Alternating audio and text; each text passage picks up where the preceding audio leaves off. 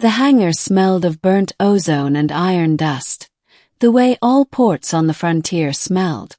Ships of every shape, blocky human freighters, needle-thin Zurich couriers, and lumbering Xi'an harvesters, rested under the cold glow of ceiling lamps. I had been working in Dock 6 for 3 years, keeping my head down and my tools busy. Being human out here, beyond the inner colonies, among species that had been traveling the stars long before Earth had learned to tame fire, meant you didn't stand out unless you wanted trouble. And I didn't want trouble. That day, I was repairing a plasma conduit when I noticed her. She wasn't like the other aliens I'd grown used to. Most walked tall, imperious, their gestures sharp as if every movement was a command. But she hesitated at the threshold of the hangar, her dark silver eyes scanning the bay with something that looked like reluctance. Her skin shimmered faintly, a pale lavender shade that shifted under the lights. A long coat wrapped around her slim figure, and a single travel case hung loosely in her hand. She looked like someone at the end of a long road, about to take one more step and vanish forever. And for reasons I couldn't explain, I couldn't let my gaze drift away. "Lost," I called, wiping my hands on a rag. Her head turned slightly, but she didn't fully face me. No, her voice carried an echo, soft but layered, like two people speaking at once. "I know where I am going." Her words sounded final, like she wasn't just leaving the hangar, but leaving everything. I should have gone back to work. Should have kept my head down. But something about her eyes that looked like they had seen too much, made me speak again. "You look like you're about to leave something important behind." For the first time she fully faced me. Her story. She didn't move closer, but her gaze pinned me. "You are human," she said, as though testing the word. "One of the young species. One of the fragile ones." Shrug. That's one way of putting it. Fragile, but stubborn. That drew the faintest flicker of expression from her. Was it a smile? Or just exhaustion? "I am called Sarai," she said at last. "Once, I was of the Ilyari High Court. Now..." Her gaze shifted to the ship resting at Dock 16, a vessel painted in muted blacks and grays. "Now I am nothing. I leave tonight."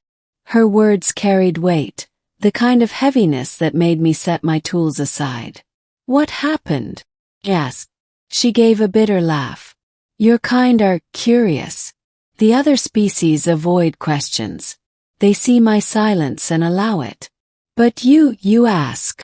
"You don't have to answer," I said, though I hoped she would. For a long moment she was quiet. Then, as if deciding something, she began to speak. "My people once thought themselves eternal. We ruled systems, brokered peace and war alike. I refused the bonds they gave me. I would not be chained to a mate chosen by the council. I would not raise children destined for battlefields. I spoke against the High Court. And," asked softly, "I was cast out, exiled. My name stripped from the archives. To live without a name among my people is worse than death." She said it without tears, without tremor, but her voice carried centuries of grief. I didn't know what to say. She was alien, her customs strange, but exile, that I could understand. Being cast out by the people who should protect you.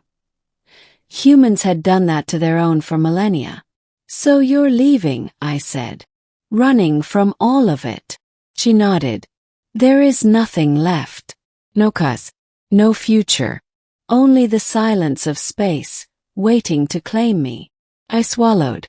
There was something in her voice, a quiet surrender, that chilled me.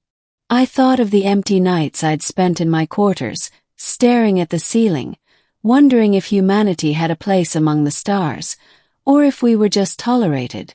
And I thought, she's giving up. And I can't let her. A word that stopped her. She turned to walk toward her ship. The hangar lights caught the shimmer of her coat, the slow drag of her travel case. Her back was straight, her steps steady, but it felt like watching someone walk into a grave. And before I knew it, I called out, one word. Stay. It wasn't loud. It wasn't a command. It was barely more than a whisper carried across the echoing hangar. But she froze. Her hand hovered over the ship's access pad. Slowly, she turned back to me, eyes narrowed.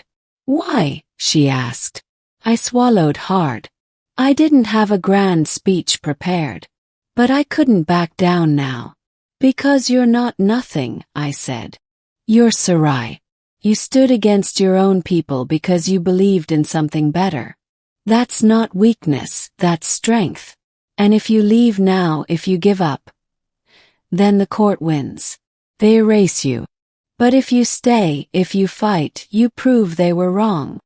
Her gaze searched mine, as if trying to see past my words, past my human face, to the truth beneath. I have no army, she said softly. Neither do I replied. But you don't need an army to matter. You just need to choose to exist. Keep going. If not for me, for yourself. For a long time, silence filled the hangar. Then slowly, she lowered her hand from the ship's pad. Building trust. Sarai didn't leave that night. Instead, she sat with me on a stack of cargo crates while the rest of the port slipped into quiet. She told me of the Ilyari, of their endless cycles of politics and war, of how they feared humanity, not because of our strength but because of our unpredictability. Your people, she said, burn fast. You live short lives, yet you leap into the stars with no hesitation. It terrifies the older races. I told her about Earth, about sunsets over oceans and the smell of rain on concrete, about how humans argued constantly, fought bitter wars, but always rebuilt, always hoped. You sound proud of your kind, she observed. Not always, I admitted. But sometimes, yeah. Because no matter how often we're knocked down, we keep getting back up. She grew quiet after that, staring into the shadows of the hangar. For the first time, she looked less like a broken exile and more like someone searching. Over the next days, she lingered. She helped me with repairs, her hand steady, her knowledge far beyond mine. She ate at the mess hall, quietly observing the mix of species that came and went. And at night she asked questions. Endless questions about humanity. Why did we laugh when nothing was funny? Why did we sing even alone? Why did we plant flowers in soil that would never last more than a season? I didn't have all the answers. But I told her what I could. And slowly, the light returned to her eyes. Rising conflict. Coarse word spread. A disgraced Ilyari noble lingering among humans.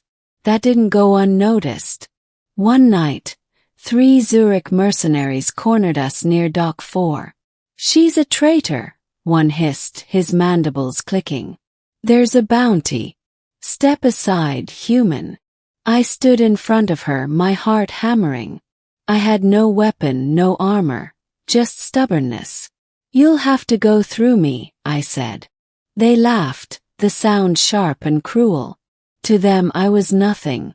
A fragile species, a soft-skinned mechanic. But Sarai stepped forward, her presence shifting. For the first time I saw the shadow of who she had been. A high court warrior, her stance poised, her gaze unyielding. You will not touch him, she said. And something in her voice made even the mercenaries hesitate. They left muttering threats. But the message was clear. Sarai couldn't hide forever.